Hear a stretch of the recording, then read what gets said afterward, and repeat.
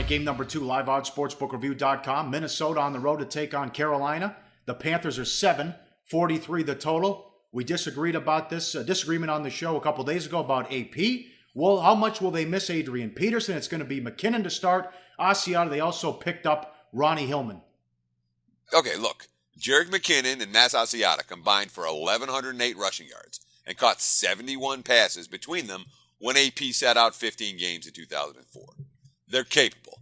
McKinnon's a sleeper, man. He's a guy you want to look at in daily fantasy this week. 4.9 career yards per rush. And can also catch passes out of the backfield. I'm telling you, the AP, it matters perhaps in terms of defensive focus. The defense isn't going to focus on the backs the same way that they do when Adrian Peterson's in the lineup. But when it actually comes to the play on the field, no difference. Sorry, AP fans. There's no real difference between Adrian Peterson, a very expensive Adrian Peterson, and his much cheaper backups. Nice performance last week by the Panthers. 529 yards against the 49ers. A couple, they were sloppy with the ball. 4 turnovers. Jonathan Stewart's out, so it's going to be Artis Payne, Fozzie Whitaker, and Tolbert in short yardage here running the ball. But, oh boy, it's nice that Cam Newton gets Benjamin back.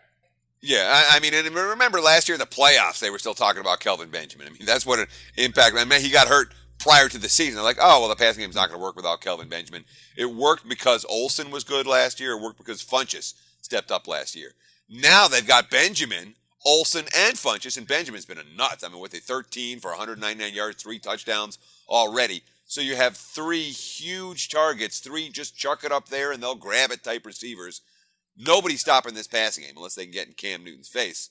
That being said, the Vikings have a pretty darn good pass rush. Yes. Not a lot of weaknesses on that defense. You talk about the 529 yards against San Fran last week. Remember, that was with 4 turnovers. Yep. If they hadn't turned the ball over 4 times, they could have gotten 600, 700, who knows how many yards. They just marched the ball up and down the field all afternoon. Yeah, as we talked about before the season, too, in our season preview, team preview. Vikings, 11-5 last year with the 29th ranked offense. This is a Super Bowl defense. Now, distractions.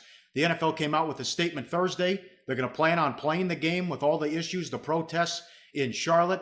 Protesters took to the streets in Charlotte Tuesday and Wednesday after Keith Scott was shot. And here's the quote: "We're planning to play the game as scheduled. We're monitoring events in Charlotte and been in communication with local officials and authorities in both the Panthers and the Vikings." Does this affect the home team, Teddy? My take on it is very, very minimal effect. You know, these aren't like riots in the streets like we saw, in LA 25 years ago or something. This is protests. People protest. People have a right to protest. The players are involved on some level, but the reality is that they're driving in their nice cars and driving to the suburbs, just like most of the fans that go to these games. I do not think that it's going to be a significant issue for Charlotte when it comes to distraction for Sunday. If you're trying to make a case for Minnesota, you can make one, but I don't think it's Charlotte's distracted because of the situation in town. It could be the case. I just don't see it. Hey guys, for the full video, go to sbrpicks.com. Research before you bet. Be sure to check out SBR Picks for the best game predictions, breakdowns, and much, much more.